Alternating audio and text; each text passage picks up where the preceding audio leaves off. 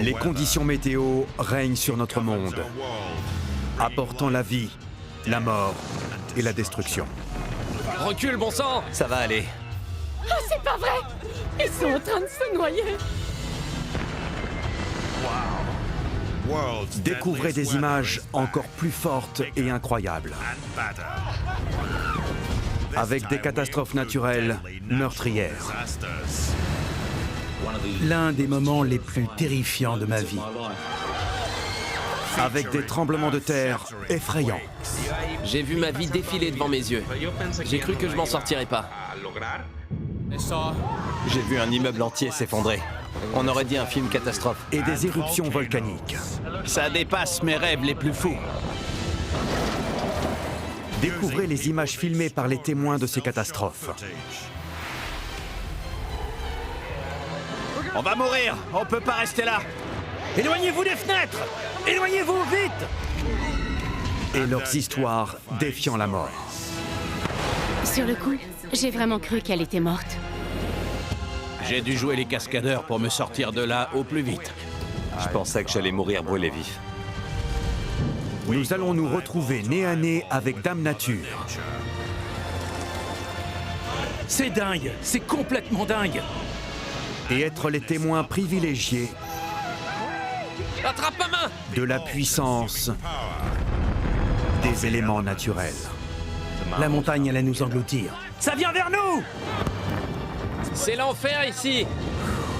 C'était terrifiant. Je n'avais jamais rien vécu de pareil de toute ma vie. Mettez-vous à l'abri, tout de suite!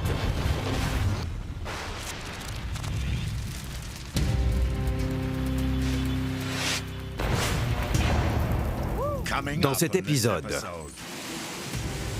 C'est pas vrai! des incendies font rage en Californie et réduisent plusieurs communes à l'état de ruines fumantes. Le feu, c'est vite paniquant. Il y a des pompiers partout, la police. Ça part dans tous les sens. Il n'y avait plus rien, je reconnaissais plus le quartier. Le plus grand rassemblement de bikers au monde se fait assaillir par des grêlons géants.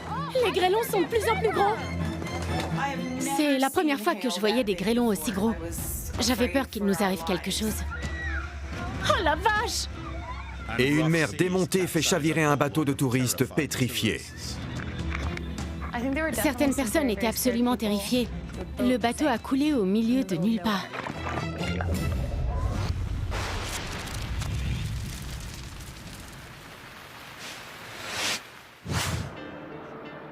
Automne 2017, dans le nord de la Californie.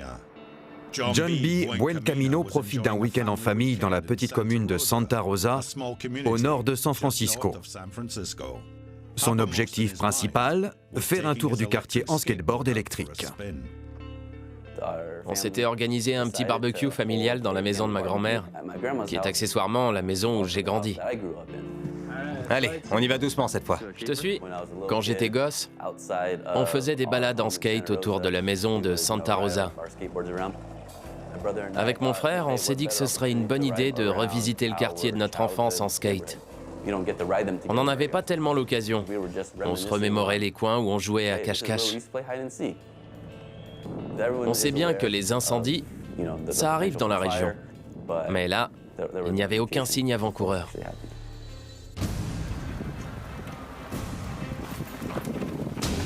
Le 8 octobre 2017, le Tubbs Fire se déclare et gagne 15 000 hectares de nature californienne. Il est alimenté par une végétation particulièrement sèche et des vents pouvant atteindre 65 km/h.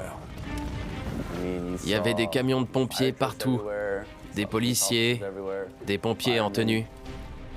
Il y avait une grande agitation. J'étais inquiet pour ma famille. Évidemment, on voulait tous s'éloigner au maximum des flammes. On voulait tous partir. Mais il ne suffisait pas de prendre sa voiture. Tout était bloqué. Tandis que les vents violents dispersent largement les étincelles, à 30 km au sud, un autre incendie, le Nuns Fire, réduit en cendres le vignoble réputé qui jouxte la municipalité de Sonoma. Ici le shérif du comté de Sonoma. Ceci est un ordre strict d'évacuation. Veuillez quitter vos domiciles. Le sergent Brandon Cutting est en patrouille. Il veille à ce que tous les habitants aient bien quitté leur résidence. Je me dirigeais vers Sonoma et j'ai regardé sur ma droite. Là, j'ai vu le feu derrière la crête. Il gagnait le sommet de la colline. J'étais très inquiet. Je voyais les flammes et je me dirigeais droit dessus. J'avoue qu'on y repense à 2 fois avant de se lancer dans une situation aussi critique. Je faisais du porte-à-porte. Je me suis garé et je me suis mis à frapper à toutes les portes. Le vent hurlait. Partout où je regardais, je me prenais le vent en pleine face. Il transportait des braises, des flamèches. Le feu était totalement incontrôlable. Bureau du shérif! J'ai vu un gyrophare, comme celui d'un véhicule d'intervention. Ensuite, j'ai entendu un homme dire dans sa radio « J'ai besoin de renfort ». Vous êtes où? Par ici! Venez! Je le voyais traîner quelqu'un. Venez, elle est handicapée! Les flammes se rapprochant, une femme handicapée est transportée par un policier et son mari. Attendez, je prends ses pieds. Il y a le mari derrière! La maison est en feu! Allez, il faut l'évacuer, tout de suite. On a déposé la dame dans la voiture du collègue.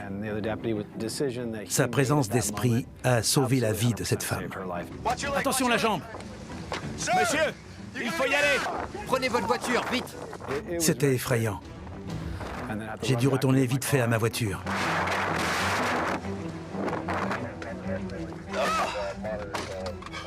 J'avais à peine 1 minute pour évaluer la situation. Ma voiture était cernée par les flammes. Le feu, déjà, c'est vite paniquant. Il y avait énormément de fumée.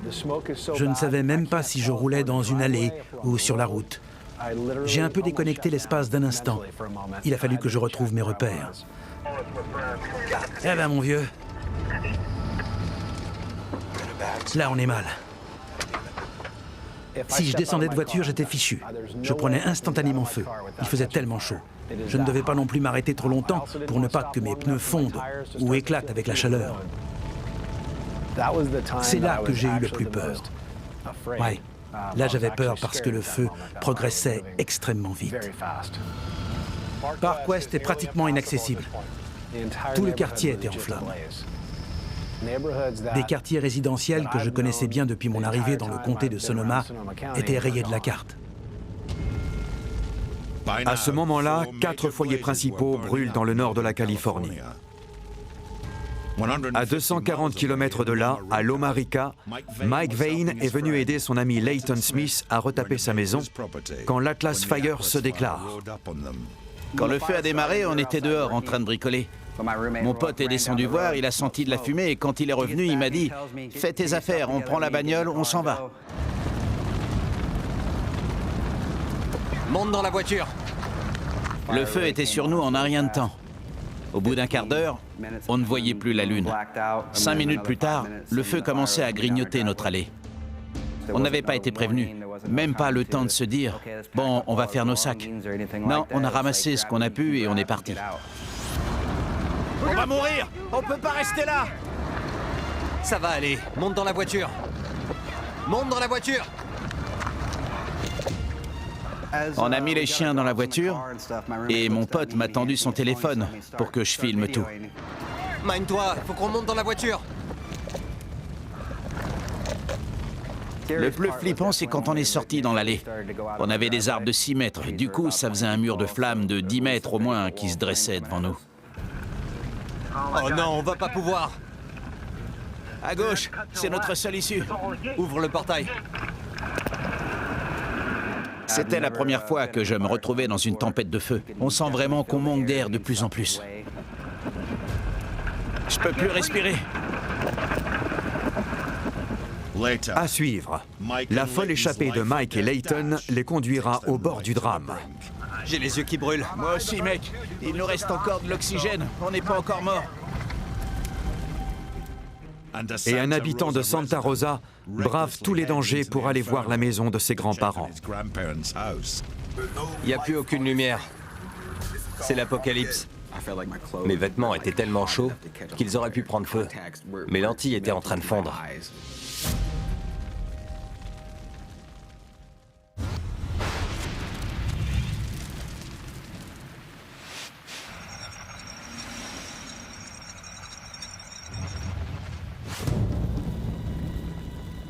Nous venons de le voir, les feux de forêt sont impitoyables et dévorent avidement tout ce qui se dresse sur leur passage. La Californie est un point chaud particulièrement meurtrier, car les gros incendies y sont alimentés par les puissants vents de Santa Ana. Faut pas rester là. Les flammes viennent jusqu'ici.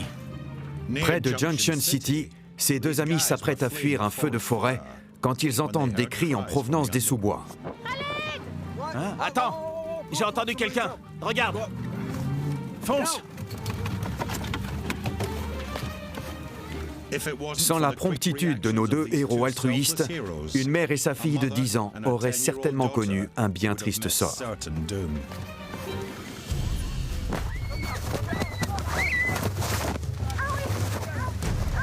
Ça va aller, ça va. Ça va? Oui. Ça va? Cet automobiliste se rapproche dangereusement du tristement célèbre incendie de Fort McMurray, la plus grosse catastrophe naturelle survenue au Canada en 2016. On sent la chaleur d'ici. C'est complètement dingue. Ah là là. Face à une telle fournaise capable d'atteindre la température de 1000 degrés Celsius, suffisante pour faire fondre le métal, il serait plus qu'inopportun de tomber en panne. Les feux de forêt résultent le plus souvent de la mise en présence d'un fort ensoleillement et de vents violents avec des végétaux secs.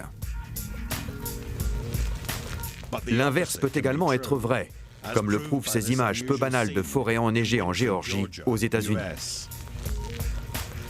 De fortes neiges ont fait chuter une ligne à haute tension et quelques centaines de milliers de volts ont déclenché un incendie des plus improbables. Regarde-moi ça. C'est incroyable. J'ai jamais vu ça.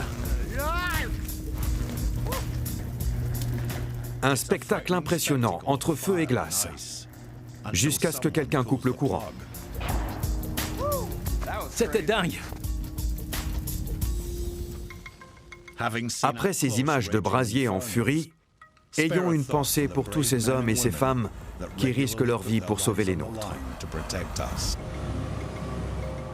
Comme ce pilote de DC-10 anti-incendie qui fait preuve d'un sang-froid extraordinaire pour raser les cimes des arbres et disperser le précieux retardant.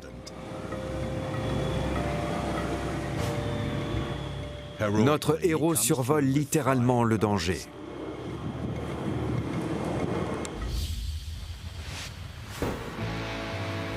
Sturgis, localité du Dakota du Sud, aux États-Unis. Le plus grand rassemblement international de motos bat son plein avec un demi-million d'adeptes venus du monde entier. Au menu, un mélange entêtant de moteurs V-twin vrombissants, de rock à percer les tympans, de cuir, de gaz d'échappement et de montures customisées et rutilantes à perte de vue. Elle est fantastique.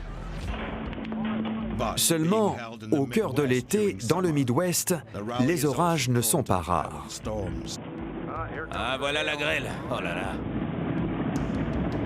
Il commence à grêler. Alors, quand le temps se gâte en cette journée du 7 août 2009, Jeff Koistinen, biker passionné, ne s'en inquiète pas plus que ça. Je vais à la concentration tous les 2 ou 3 ans. Là, on revenait de notre tour de Sturgis, quand on a vu les nuages d'orage s'amonceler. On s'est dit qu'on ferait mieux de rentrer au camping. Les nuages devenaient de plus en plus loin. On savait que ça allait éclater, qu'on aurait une bonne averse, mais tout à coup, c'est la grêle qui est tombée. Ça s'est passé très vite. C'est pas bon signe, ça.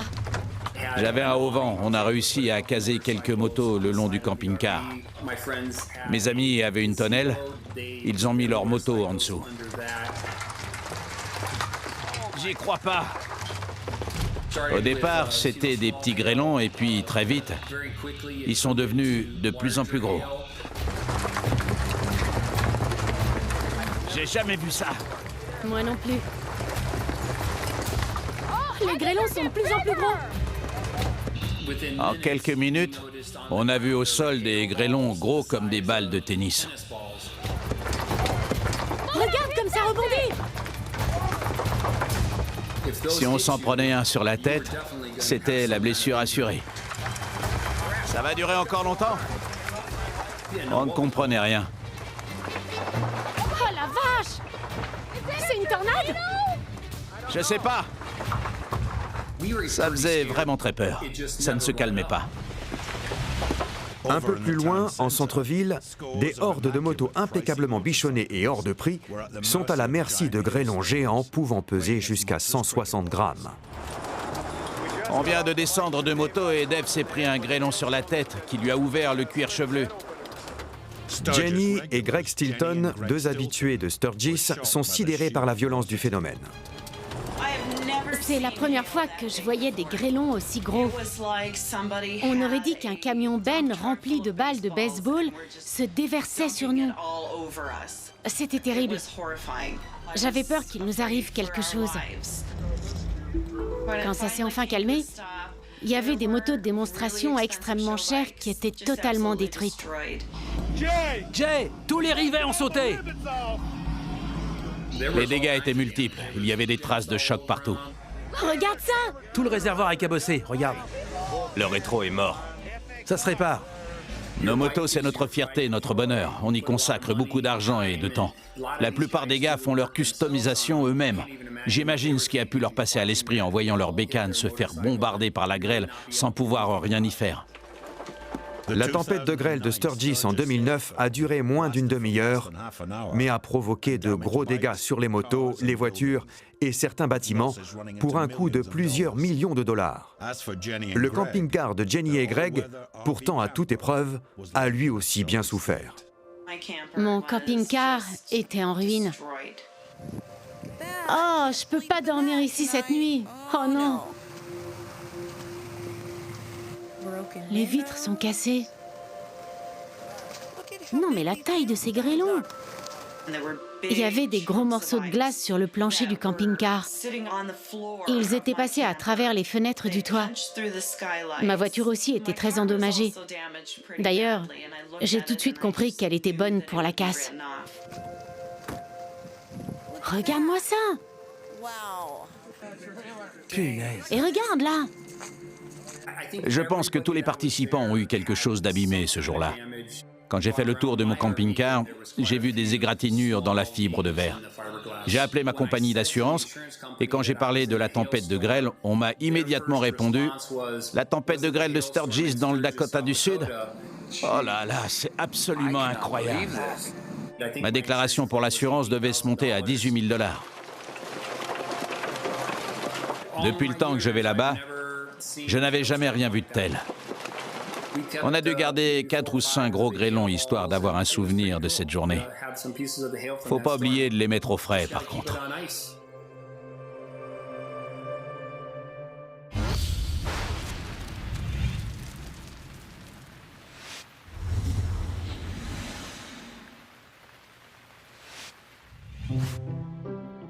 Parfois, quand on se laisse gagner par le complexe d'Icare et qu'on pense pouvoir défier les lois de la gravité, les choses peuvent mal tourner.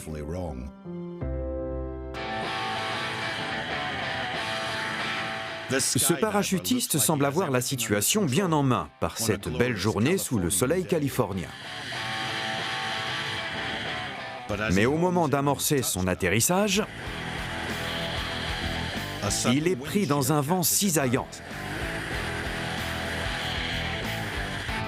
Et il se crache à l'arrivée, avant de piquer une tête. Au moins là, il ne tombera pas plus bas. Je crois que j'ai la jambe cassée. Le parapente est statistiquement plus dangereux que le parachute, et en voici la raison.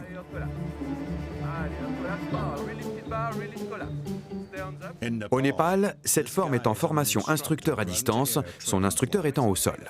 Freine, freine, freine! Soudain, des vents tournants l'entraînent dans un dangereux tourbillon. Freine, freine! Malgré l'ordre de plus en plus pressant de freiner, rien ne peut l'arrêter. Les secours! Les secours! Ici! Freine! Cette fois, le salut viendra de cette nappe d'eau qui lui évite une mort quasi certaine. La discipline la plus dangereuse en la matière reste le base jump, avec le terrible ratio d'un mort pour 60 sauteurs. Au moment où ce trompe-la-mort s'élance de Camelback Mountain dans l'Arizona, un vent de travers le précipite contre la falaise qui écrase son parachute. Sans cette petite corniche à 15 mètres en contrebas, qui a cassé sa chute et probablement ses 2 pieds, il aurait sans aucun doute grossi ces tristes statistiques. Tu t'es cassé quelque chose? Le pied, la cheville ou le talon? En Suisse, cet intrépide grimpeur innove dans l'audace en associant escalade classique et glaciaire.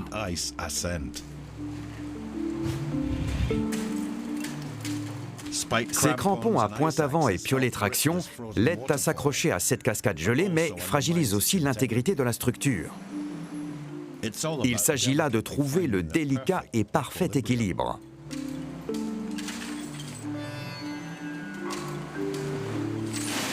Heureusement, la corde d'assurage fait son office.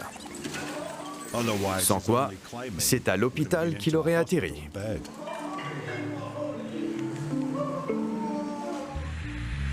Pour rester dans le domaine alpin, ce skieur profite de la poudreuse dans l'Utah. Soudain, les traces s'interrompent et les problèmes commencent.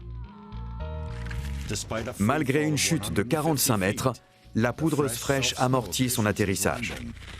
L'occasion pour lui d'une sortie pour le moins laconique. Merci.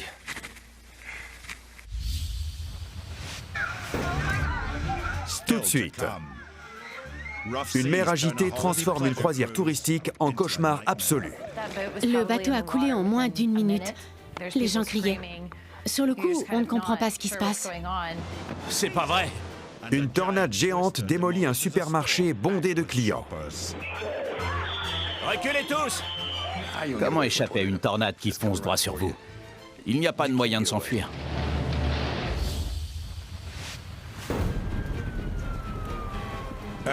Tout à l'heure, nous avons vu comment une série d'incendies survenus en 2017 menaçait de ravager la moitié nord de la Californie et ses habitants d'un péril mortel. Ici le shérif du comté de Sonoma. Ceci est un ordre strict d'évacuation. Veuillez quitter vos domiciles. À Loma Rica, 2 amis, Mike Vane et Leighton Smith, tentent d'échapper à l'immense Atlas Fire qui fond sur eux à la vitesse de 100 mètres par minute. On va mourir, on peut pas rester là! Le feu progressait extrêmement vite. Et je me prenais des braises de la taille d'une pièce de monnaie. Je me faisais bombarder par les flammes qui venaient en biais en plus. Mon ami me criait « Remonte dans la voiture, remonte !» J'arrive plus à respirer. Tu crois pas qu'on devrait juste foncer? Ça doit être plus facile de ce côté. Ouais, c'est bon. Fonce! C'était la première fois que je me retrouvais dans une tempête de feu. Je me suis brûlé les mains dehors. On n'aurait pas dû aller par là. On n'avait pas le choix. On pouvait pas faire demi-tour. Il n'y avait pas moyen avec le feu qui fonçait sur la maison. On va avoir du mal à respirer. Oh là là! La route est en feu. L'odeur de fumée rentrait partout. Ça sentait dans la voiture, même si on avait les vitres et toutes les aérations fermées. On voyait à peine le capot. Je vois rien, je vois pas la route. Tu longes la ligne à haute tension. On savait qu'il y avait des lignes électriques le long de la route. On essayait de ne pas les perdre de vue. Un arbre. Bien vu, bien joué. Je vois pas la route. J'y vois que dalle aussi. J'ai les yeux qui brûlent. Moi aussi, mec. Mais il nous reste encore de l'oxygène. On n'est pas encore mort. On est sur la route. On essayait de faire au mieux pour s'en sortir. Il y a quelque chose devant, c'est un portail. C'est un portail, fonce! On a réussi. Tout va bien. Bien joué. Je sais que j'ai eu beaucoup de chance de m'en être sorti. On dit qu'on ne peut pas aller plus vite que les flammes et pour l'avoir vécu de l'intérieur. Et je vous assure que c'est vrai. Si Mike et Leighton peuvent se réjouir d'en avoir réchappé de justesse, À 240 km de là, en banlieue de Santa Rosa, Martin Muchmore et son oncle vont se jeter dans la gueule du loup. On a entendu aux infos que le feu avait pris dans la banlieue de Santa Rosa et qu'il fallait évacuer. J'ai pris ma voiture et je suis allé voir si mes grands-parents allaient bien. À mon avis, tout a brûlé de ce côté-là. On ne pourra pas passer par là. On a vu un restaurant en flammes, des arbres en flammes sur la route. Il y avait des débris de toutes sortes qui volaient. Regarde, il y a des braises. C'était le bazar total. Continue tout droit. Je voulais tourner à gauche. Non, tout droit en fait. À l'angle, j'ai tourné et je suis arrivé chez mes grands-parents. Faites qu'elle brûle pas. Oh non! Il y avait des flammes absolument partout. On a entendu des explosions dans la maison. Alors on a dû faire demi-tour et on est reparti d'où on venait. Va par là, fais demi-tour. Demi-tour. Arrête-toi, arrête-toi, arrête. Recule, recule, recule. Marche arrière. Les autres maisons étaient encore plus touchées. Des deux côtés de la rue, les maisons étaient en feu. C'était une vraie zone de guerre. C'était terrifiant. Il n'y a plus aucune lumière. C'est l'apocalypse. J'ai voulu baisser ma vitre, mais il faisait trop chaud. C'est là que j'ai angoissé le plus. Mes vêtements étaient tellement chauds qu'ils auraient pu prendre feu. Mes lentilles étaient en train de fondre. Il faut que tu nous sortes de là. Roule doucement. Faudrait pas qu'on tombe en panne d'essence. Vas-y, fais attention. Tout droit, tout droit.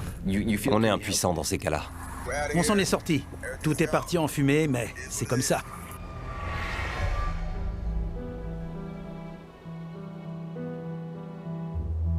L'incendie Tubbs a été le plus destructeur de toute l'histoire de la Californie.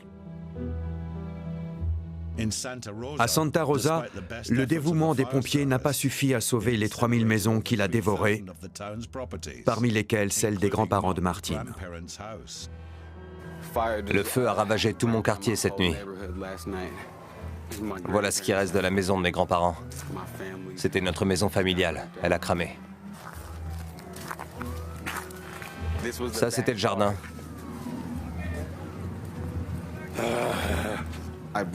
J'ai pas mal craqué hors caméra. Devant la caméra, j'essayais de faire bonne figure.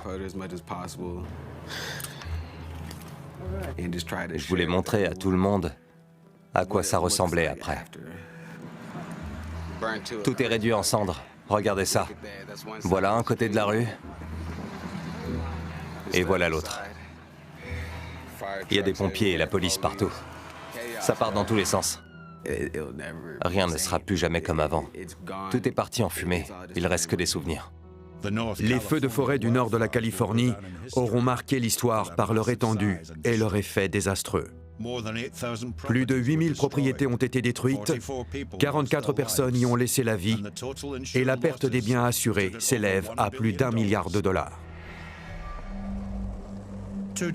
2 jours avant les incendies, John B. Buencamino avait entrepris une petite visite souvenir du quartier de sa jeunesse à Santa Rosa.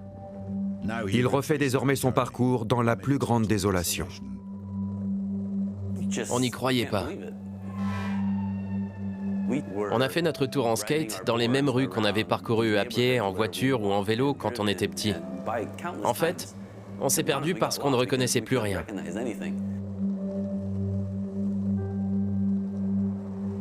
Il n'y avait plus rien. Tout était rasé, réduit en cendres. Je reconnaissais plus le quartier. Mon frère a un peu craqué. Il était submergé par l'émotion. Et moi aussi, j'étais sans voix. Je savais pas comment réagir.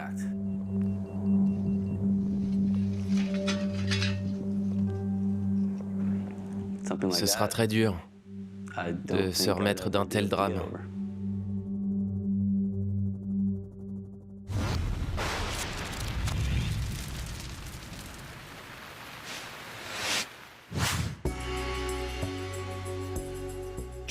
Janvier 2015, au Costa Rica. Alexis S. Nault, 21 ans, profite d'un séjour hivernal à la station balnéaire de Playa Herradura. Je passais mes vacances de Noël au Costa Rica. Là-bas, il y a de tout. Des plages, de la montagne. C'est vraiment un pays magnifique. Seulement le 8 janvier, les vacances de rêve de la jeune femme vont tourner au cauchemar lors d'une excursion à destination des îles Tortuga, à 2 heures du continent. C'était une excursion à la journée, tout compris, avec repas et boissons. Il y avait des gens de tous les horizons. Quelques Américains, des gens qui venaient du Canada, des Britanniques, des Costa-Ricains, évidemment. Par contre, je me souviens qu'il y avait énormément de vent. Le premier indice un peu alarmant, c'est quand ils nous ont fait passer les gilets de sauvetage, en disant qu'on allait faire demi-tour. Au large, le vent atteint désormais 45 nœuds et soulève des vagues d'1,80 m. Submergé, leur bateau, le Pura Vida Princess, prend l'eau et commence à chavirer. La tragédie qui se noue aboutira d'ailleurs à la mort de 3 personnes. Tout a dérapé très vite. Ils nous ont demandé de nous mettre tous du même côté. Là, le bateau s'est mis à pencher.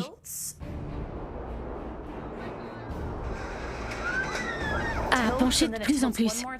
Il y avait des gens qui glissaient sur le pont, comme dans Titanic. Ils dévalaient le pont. Les gens criaient. Sur le coup, on ne comprend pas ce qui se passe. Oh la vache!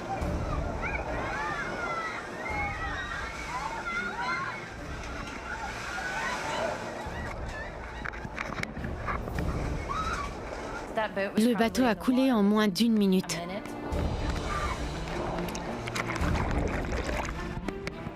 Je me tenais à un pilier métallique, mais au bout d'un moment, il s'est détaché.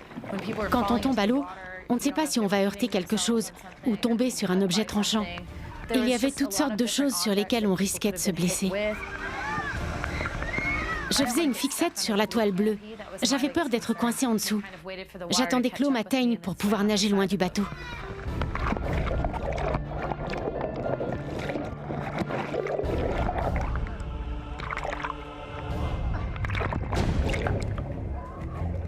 Je me souviens très bien de cette maman quand je suis remontée à la surface.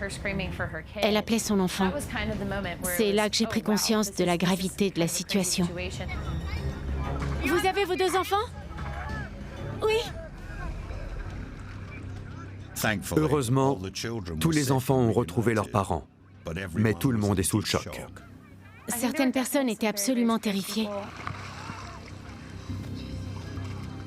On était à peu près 1 heure de la côte.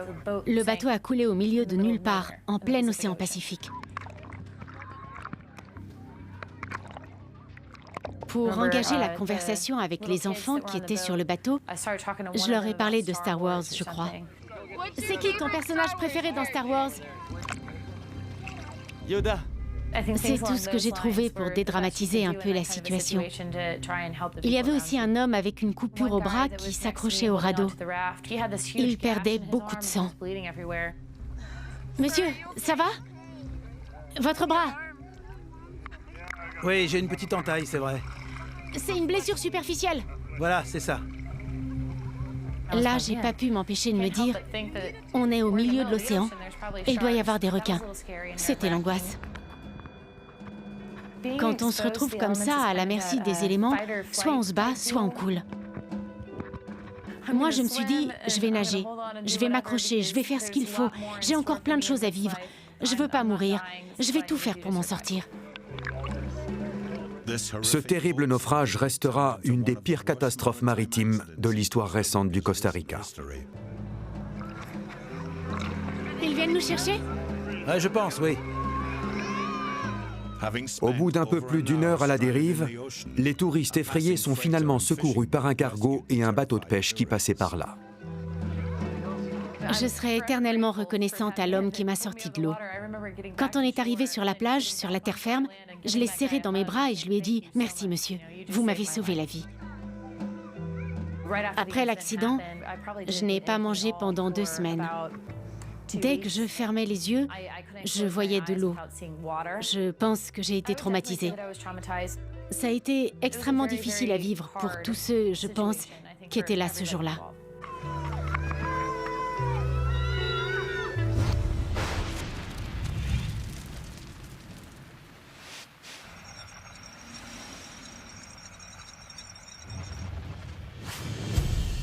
L'eau, source de vie, n'a pourtant pas de scrupule à la reprendre. À Jupiter, en Floride, ce bateau semble amorcer tranquillement son retour au port. Quand un mouvement de houle fait piquer sa proue et basculer toute l'embarcation. En un clin d'œil, la sortie de plaisance tourne à l'exercice de survie. En moyenne, un naufragé ne peut résister qu'1 minute dans une mer formée. Heureusement pour celui-ci, un surfeur présent sur place lui prête sa planche de surf et de salut. Un mariage est généralement une grande fête placée sous le signe du bonheur. Mais pour ce couple, il a failli tourner au drame. Encouragée par l'assistance, la mariée saute dans l'eau avec sa robe. Une très mauvaise idée. La mer est calme, mais prisonnière de sa robe, elle manque d'air. Le mari et les invités se précipitent à la rescousse, mais ils mettent un temps infini à la dégager.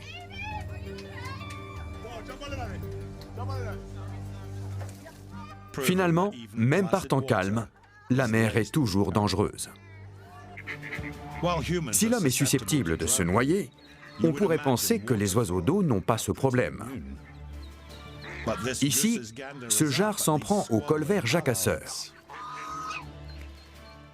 Et dans un accès de rage ahurissant, il lance une série d'attaques sournoises. Il saisit en son bec le cou de ce canard avec l'intention manifeste de le noyer.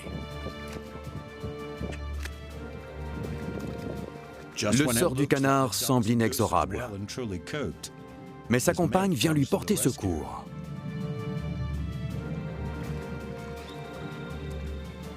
Et au terme d'un combat titanesque, elle déjoue les funestes plans de la terreur du plan d'eau.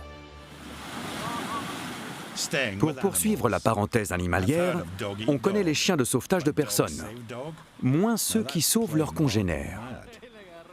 Pourtant, à Cordoba, en Argentine, c'est bien ce qui s'est passé. Tandis que le labrador noir est entraîné dans les rapides, son camarade, le Golden, fait montre d'une impressionnante vivacité pour le sauver. Voilà qui donne à réfléchir. Enfin, petite pensée pour ce pêcheur retrouvé à la dérive au large des côtes mexicaines. Son bateau, pris dans la tempête, a sombré et il n'a trouvé refuge que dans cette glacière. Après être resté 5 jours accroupi dans une caisse, qu'il doit être bon de pouvoir enfin s'allonger.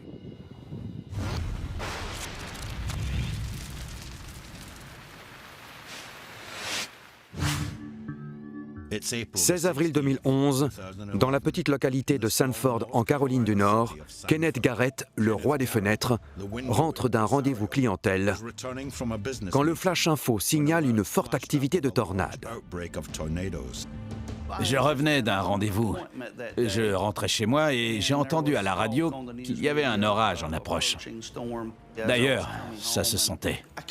On sentait qu'il allait se passer quelque chose. Ici, le temps est variable et changeant, mais il est très rare que ça dégénère en tornade. Personne ne s'attendait à ce qui se profilait, je pense. Le ciel était extrêmement chargé, très sombre et il faisait très humide. Ça faisait assez tropical comme ambiance. Quand je suis arrivé chez moi, j'ai entendu ce bruit. C'est pas vrai! Allez, viens! Viens, Angèle! J'ai commencé à paniquer, j'ai couru vers la maison.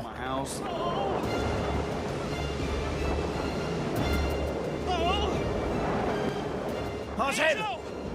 Il y avait déjà des débris et les arbres qui volaient dans tous les sens. La tornade fonçait droit sur moi. Oh non! Ça soulève tout! Viens là! J'avais le cœur qui battait à tout rompre. Il s'est emballé. Angèle, viens, ma fille! Viens! Ma chienne était paniquée aussi. Sidérée. Franchement, c'était hallucinant. Oh là là! Oh là là! Et je me suis vraiment dit que j'allais mourir. C'était franchement terrifiant. Oh non! Ensuite, je me suis précipité vers mon bureau et j'ai vu que la tempête se dirigeait vers la boutique de bricolage, située à 10 minutes. Je les ai appelés en panique. Je criais. Il y a une tornade qui arrive. Elle vient de dépasser ma maison. Elle se rapproche. Elle est là. La Caroline du Nord essuie un front de plusieurs tornades. Celle de Sanford, qui vient de passer devant Kennett, est la plus grosse, avec des vents de 260 km/h. Keith Fry, un policier, profite de son jour de congé pour se rendre dans son magasin de bricolage, sans se douter qu'une tornade lui emboîte le pas. Il faisait beau ce jour-là, mais quand je suis arrivé sur le parking, le ciel a commencé à s'assombrir. Je suis quand même allé vers l'entrée. Et c'est là que la nuit est tombée. Alors je me suis retourné et bingo, une tornade. Au début, je me suis dit, elle part sur le nord. Elle avait l'air de prendre au nord. Je comptais même rester là à la regarder un instant, mais elle s'est mise à se rapprocher, de plus en plus. Les gens faisaient leurs courses et comme on était 3 ou 4 encore dehors, c'était à nous de leur dire. Retournez au fond de la boutique. Oh là là!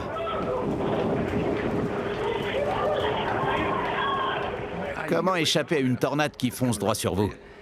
Il n'y a pas de moyen de s'enfuir.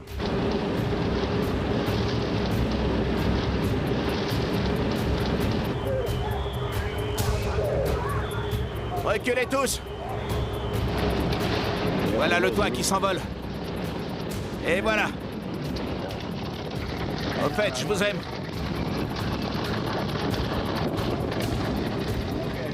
Le bruit de la destruction, c'est violent, c'est dur. Tout à coup, il y a eu un grand souffle et un gros boum. Et tout ce qui se trouvait dans les rayons s'est envolé. Et puis, ça s'est arrêté. On entendait les gens crier, les alarmes s'affolaient. Tout le monde va bien?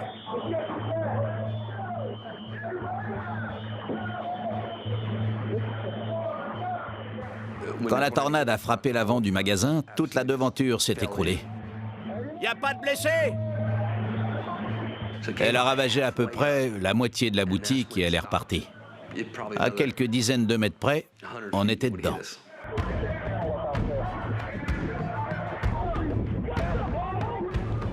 Je suis sorti, la chaussée était jonchée de débris. T'as vu les voitures? Il y avait de la tôle, des piliers en acier pourtant costauds, complètement broyés. Les voitures étaient toutes retournées. Cette tornade était puissante. Elle a détruit tout ce qui se trouvait sur son passage. On aurait dit qu'une bombe avait été larguée sur nous.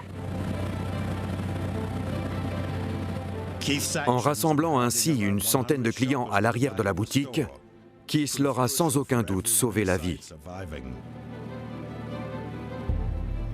L'épisode de tornade de 2011 a battu tous les records en Caroline du Nord, avec pas moins de 30 impacts au sol en une journée.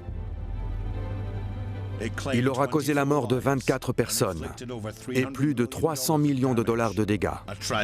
Une tragédie qui restera gravée dans la mémoire de ceux qui l'ont vécue. J'en ai encore la chair de poule. Rien que d'en parler. C'était traumatisant. La dévastation la plus totale. Depuis, j'ai une nouvelle façon de voir la vie. Je sais qu'elle peut s'arrêter en une fraction de seconde. C'était la première fois de mon existence que je voyais une tornade. Et je ne souhaite à aucun prix en voir une autre. J'ai eu la peur de ma vie.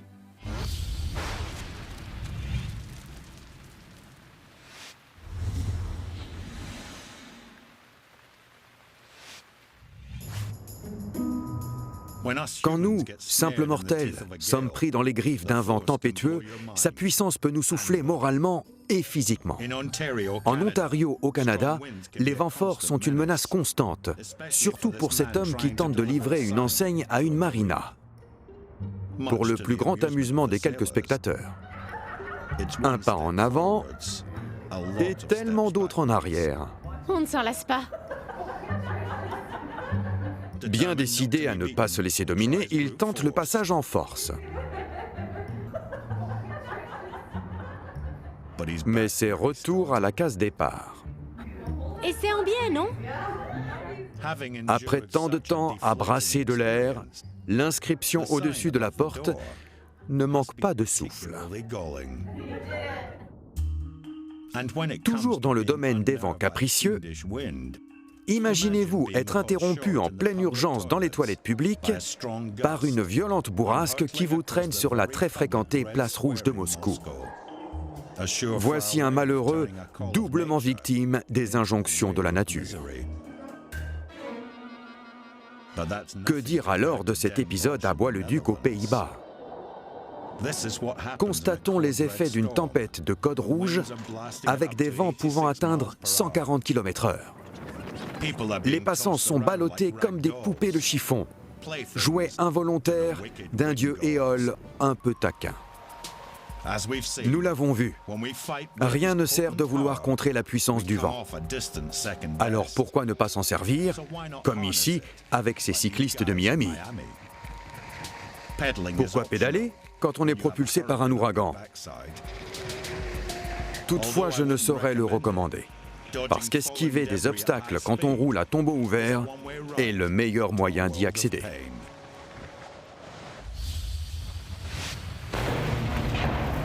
Dans cet épisode, nous avons vu Dame Nature montrer les dents. On va mourir! On peut pas rester là! Nous avons vu à quel point nous étions vulnérables. Nous l'avons vu démolir, détruire et nous rire au nez. Vous en verrez encore plus dans le prochain épisode, parce que personne ne peut arrêter la nature meurtrière.